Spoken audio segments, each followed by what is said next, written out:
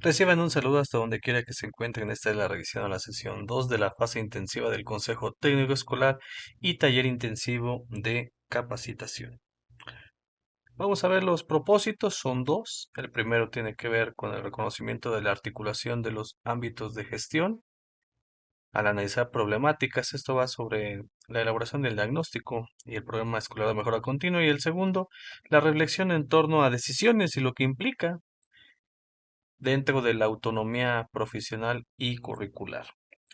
Estos son los productos que se desprenden del primer propósito. Hay un listado de tareas y responsabilidades sobre el diagnóstico y sobre el segundo propósito, el que tiene que ver con el taller de capacitación, hay una tabla comparativa y un esquema. Bien, pues vamos a ver el título de nuestros dos momentos. Están apareciendo en pantalla.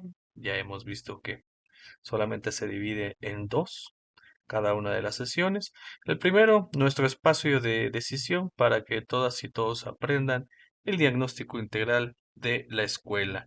Vamos a tener dos temáticas: perspectiva integral del programa Escuela de Mejora Continua y decidamos la manera de avanzar en el diagnóstico integral de la escuela. Bien, vamos a comenzar con, pues el programa escolar de mejora continua se llama que es integral. Y es integral porque considera a los actores, a los procesos y a los resultados. Como podrá ver con la serie de flechas, esto nos habla de una interrelación entre estos tres elementos. De ahí que sea considerado integral. Y bueno, pues esta interrelación nos va a generar los 8 ámbitos de gestión escolar que conocemos. Son los que acaban de aparecer en pantalla. Pero cuando se está desarrollando el proceso para la elaboración del programa escolar de mejora continua, no siempre se considera esta interrelación. ¿Usted qué dice? ¿En su centro de trabajo sí lo utilizan? Porque de no hacerlo, podríamos no tener un fundamento para la elaboración de este documento. Entonces es importante reconocer esta interrelación para poder avanzar de una forma sólida. Aquí vamos a ver la importancia precisamente del diagnóstico.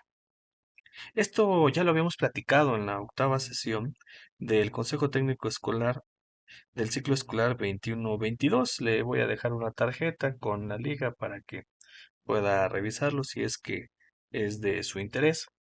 Si el diagnóstico es acertado, pues vamos a tener ámbitos que se van a elegir que tienen que ver, y como usted lo sabe, se genera un objetivo, se generan metas y se generan acciones.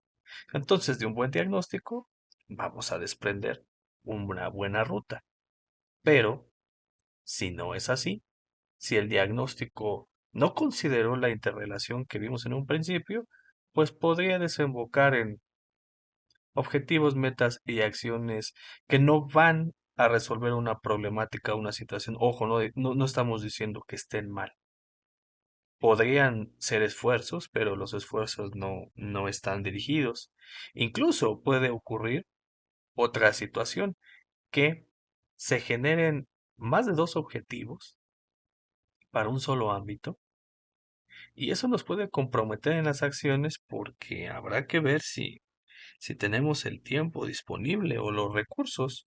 Así que en el papel pudiera verse ambicioso, pero eso puede comprometer la efectividad. Así que entonces, un programa escolar de mejora continua que no se haga cuidadosamente, con un buen método y contemplando la interrelación con la que comenzamos, puede tener estas consecuencias.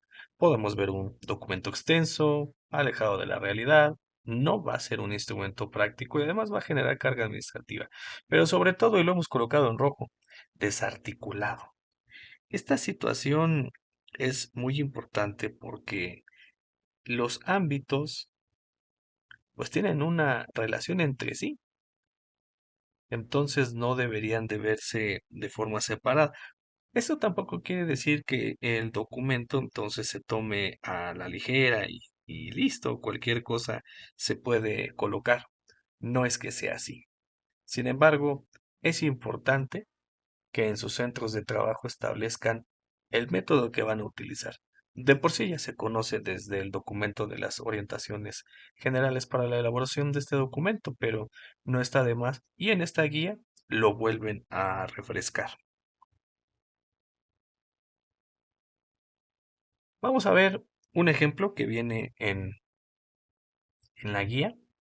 En este ejemplo, pues nos dicen que pasaría si tuviéramos una falla eléctrica o que no tuviéramos agua. El ejemplo gráfico que estamos colocando es sobre la falla eléctrica. Si esto sucediera, podemos pensar que el ámbito que está involucrado es el de infraestructura y equipamiento. E incluso se pudiera generar un objetivo que le pudiera dar solución. Sin embargo, tiene una relación o podría tener una relación en el aprovechamiento académico y asistencia de los alumnos. A lo mejor eso genera un riesgo y más de uno dice, yo no voy. Si el ejemplo fuera del agua, a lo mejor es más marcado. Entonces, ese problema tiene una relación con otro ámbito.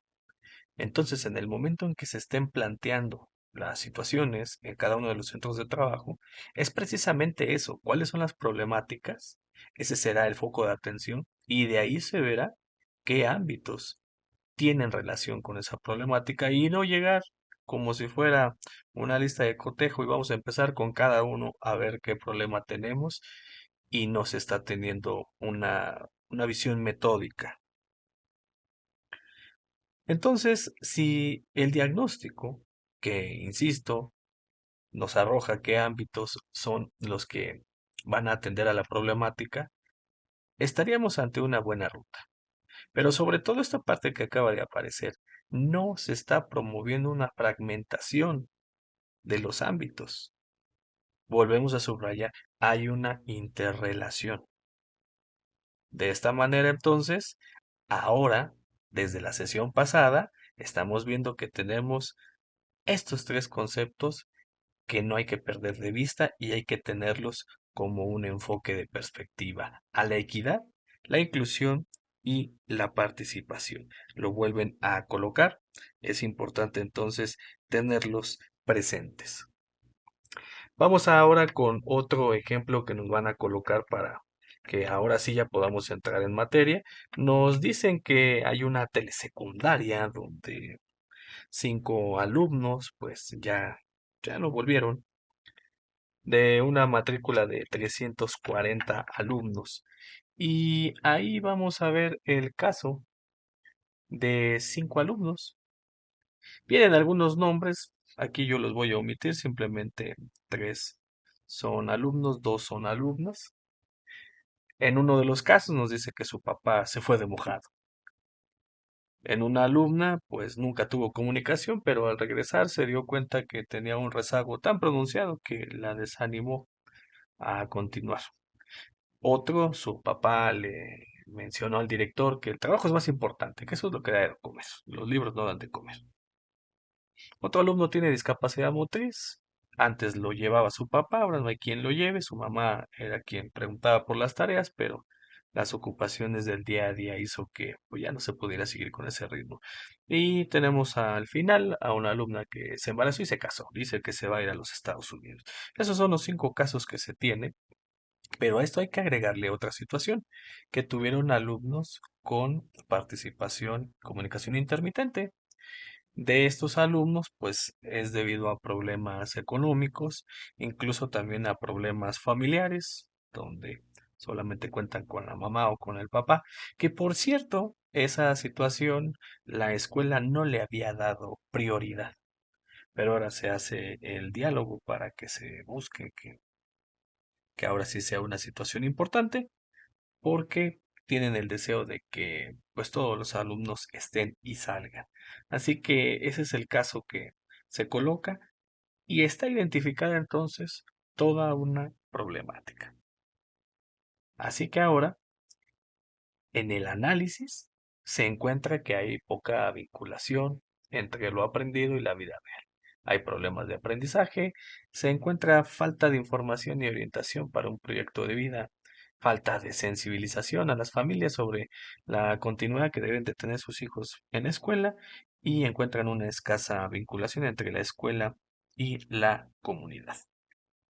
Entonces, pues aquí surgen estas tres preguntas donde nos invitan a orientar la conversación. ¿Con cuáles ámbitos de la gestión se relaciona este problema? ¿Y cómo se va a afectar el ejercicio del derecho a una educación inclusiva, equitativa y participativa? Nuevamente aparecen estas tres referencias. Y la última, ¿de qué manera las causas identificadas dificultan el logro de las y los estudiantes? Entonces, en el momento en que se esté analizando una problemática, podría ser de muchísima utilidad que estén presentes o que cada quien tenga a la mano los ámbitos de la gestión escolar, los ámbitos del programa escolar mejora continua para saber a cuáles, ya lo vimos en el ejemplo de la falla eléctrica o de la luz, así que algo así como lo que estamos poniendo en este momento. ¿Cuáles son los ámbitos en los que existe alguna problemática? Una alumna vio que había rezago, se desanimó y se fue. Podría ser prácticas docentes. La asistencia de los alumnos en sí ya se vio condicionada. El avance de los planes y programas educativos, el ejemplo no lo dice, pero si nosotros empezamos a inferir con base a experiencias, podríamos ver que también por ahí hay alguna situación. Las políticas de la autoridad escolar en sí le podemos rascar y podemos entonces encontrar que más de un ámbito tiene una implicación. ¿Quién está por encima de esto? La situación, el problema, no empezar con cada uno de los ámbitos. Entonces, esto ya lo sabíamos, insisto, desde el documento de las orientaciones, pero le vuelven a poner el foco de atención dentro de esta guía. Viene un análisis desarrollado por la escuela, este es el ejemplo que aparece en la guía. Vamos a ver que pues están los ámbitos del programa escolar, los criterios y los argumentos que se exponen. Más en la parte derecha se encuentra ya lo que respondieron dentro de este ejemplo. Aquí yo le voy a colocar transcrito todo lo que está ahí. En el ámbito, dense cuenta que hay más de uno, los que estuve mencionando hace unos instantes. Los criterios, pues ahí están estos tres: equidad, inclusión y participación están apareciendo por todos lados. La problemática está arriba, la deserción escolar de las y los estudiantes. Entonces el ámbito se subordinó o los ámbitos se subordinaron a la problemática. Y dentro de los argumentos, la escuela debe ser garante de algo, dejar de asistir debe ser un foco de atención, hay que movilizar recursos y estrategias si esto sucede. Si un alumno no encuentra un sentido valioso en su vida sobre lo que la escuela ofrece, entonces pues hay que buscar que las actividades atraigan, que no solo quieran asistir, sino también seguir estudiando. Es un trabajo de las y los docentes, reconocen elementos importantes como la familia y la comunidad, los padres de familia. También deben reconocer la importancia de la escuela. Entonces, aquí están las argumentaciones que esta escuela habría encontrado. Así que entonces vamos a llegar a una parte donde ahora nos toca a nosotros. Ahora el centro de trabajo va a seleccionar una problemática detectada en su escuela y va a realizar un análisis, como lo vimos ahorita en el ejemplo anterior, como está en la guía, para que después se analice la relevancia de dicha problemática para cada una de esas escuelas a partir de las siguientes preguntas. Primero, sobre la problemática, hay que escribirla, hay que identificar sus posibles causas y hay que determinar los ámbitos de gestión y criterios con las que tiene una relación. Ya los criterios, básicamente sabemos que serán tres. Lo que hay que buscar es los ámbitos de gestión. Y ya cuando lleguemos a la parte del análisis, entonces habrá que valorar si esta problemática es prioritaria, y de qué manera puede afectar las trayectorias educativas de los estudiantes. Incluso si pueden egresar sin contar con los aprendizajes, que se supone que no es. Eso ya sería un despropósito. Y si se podría incrementar el riesgo de abandono escolar a partir de esa problemática. Entonces, ese ejercicio, aquí yo le voy a dejar en las descripciones, está la página del blog. Este formato lo hice en Word, simplemente hay que quitar lo que está en azul para que ustedes puedan escribir tranquilamente el contenido que vayan a hacerlos. Lo pongo a su consideración, que ya le cambiamos el color de la fuente para que ya sea un texto diferente. Entonces, si a usted le interesa, pues lo puede encontrar en la página del blog. Insisto, lo puede encontrar en las descripciones. Ese es uno de los productos. Y nos vamos con el último tema de este momento uno. En el tema anterior pudimos analizar una problemática y además relacionar con los ámbitos de gestión. Pero ahora por hacia donde vamos es sobre el programa escolar de mejora continua. Pero estamos estacionados en una parte importantísima, que es el diagnóstico. Ya lo vimos ahí en diapositivas anteriores, diagnóstico en verde y diagnóstico en rojo. Entonces, para procurar que nos vayamos por la ruta en verde, cuando estemos en vías de generar este diagnóstico integral, pues será importante recabar la información, sistematizarla, integrarla y poder determinar la problemática que se va a trabajar. Recuerde que se ha sugerido que se focalice esa problemática. Así que durante septiembre y octubre se nos está sugiriendo que ocurra esta situación. ¿Qué es lo que estaríamos haciéndolo de forma sintetizada? Se lo presento. Hay que sistematizar e interpretar. Aquí estamos hablando en el terreno de la información. La información nos pone una situación. Una vez que se tiene toda esa información, hay un panorama. ¿Qué es lo que sigue? Bueno, hay que involucrar a las madres, a los padres de familia, al alumnado, es decir, una apertura sobre la visión que se tiene de esa situación, qué opinión se tiene. Recordará que dentro de la sesión uno se hablaba de las redes de apoyo escolares, ellos son parte de estas redes de apoyo, habrá información valiosa que puede surgir de ellos. Una vez que se tiene eso, ahora sí procedemos a la redacción del diagnóstico, que nos dice que se haga en prosa y que tenga estas características, que se establezcan las condiciones de la situación, las dificultades y las prioridades que se tengan en ese momento.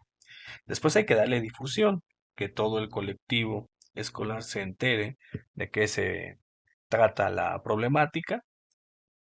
Y bueno, pues ya viene una parte fina, una parte técnica, una comisión que le va a dar sentido y ajuste a la información. Todo esto estaría ocurriendo en septiembre y octubre. Estos trabajos van de cara a antes en el paso de involucrar. Seguramente recuerda este gráfico, apareció en el taller intensivo de el ciclo escolar 21-22 sobre las herramientas que se pueden utilizar para hacer diagnósticos.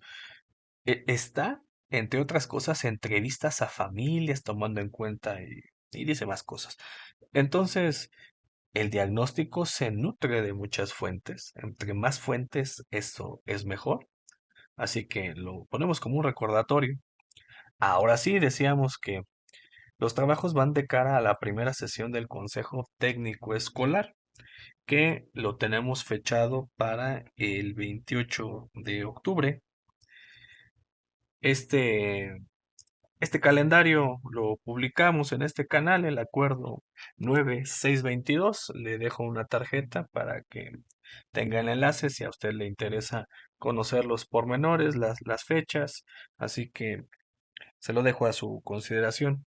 En esta primera sesión del Consejo Técnico Escolar, pues debemos de llegar a tener nuestro programa estableciendo nuestros objetivos, nuestras metas y por supuesto las acciones con las que nos valdremos para llegar a ello.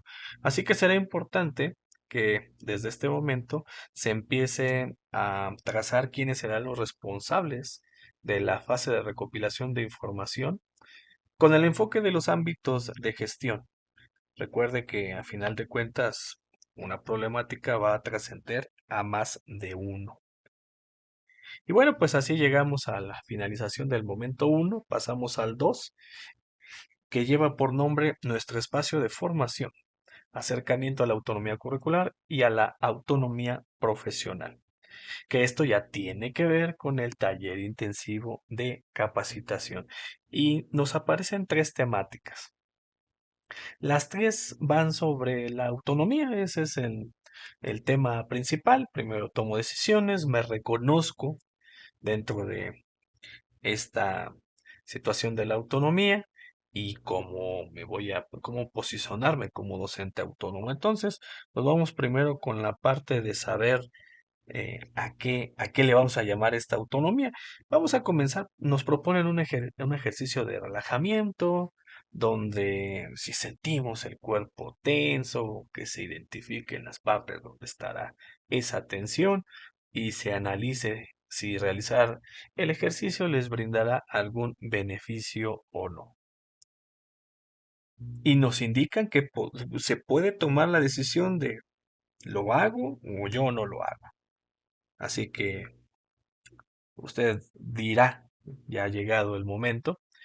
Y bueno, pues estas son las instrucciones, solamente lo pongo ahí, estará en la guía, por supuesto, está tomada de ahí el texto, esas son las acciones que se estarán haciendo. Pero aquí lo relevante es que esto luego se conecta con la materia de trabajo, porque al término se sugiere que haya intervenciones para que se explique por qué sí hicieron el ejercicio o por qué no lo hicieron. Y esta parte es muy interesante porque, insisto, es el que abre tema sobre lo que es la autonomía, el, el concepto principal por el que estaremos transitando. A partir de una definición vemos que pues se va constituyendo en la experiencia de varias innumerables decisiones, estas que se van tomando. Después como que empieza a tener más contexto porque habla de centrar en experiencias estimuladoras, en experiencias respetuosas de la libertad. Quizá en las tres primeras líneas encontramos una situación general y después ya vamos teniendo situaciones de contexto. Ustedes seguramente en sus centros de trabajo se preguntarán qué es la autonomía, qué se entiende por autonomía. En la sesión pasada veíamos lo importante de los conocimientos y las experiencias previas, entonces seguramente van a nutrir ese concepto.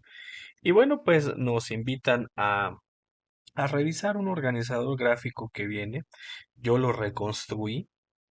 Tiene por centro toma de decisiones. Todas y todos tenemos la libertad de decidir responsablemente y se asocian 7 situaciones. Esas situaciones, pues, las vamos a ver rápidamente, no es la intención darle lectura. Evalúa resultados personales sobre sus decisiones, observa tu persona, el contexto que te rodea, identifica una situación que deseas cambiar, ajustar, analiza las opciones que tienes para transformar esa situación, reflexiona sobre lo que debes hacer, si es lo mejor para ti o los demás, toma conciencia de ventajas y desventajas que tienen las opciones, decide responsablemente después de analizar, reflexionar y tomar conciencia. Entonces, pues esto está asociado a la toma de decisiones. Usted puede ver con mayor calma poniendo pausa en cada uno de los casos.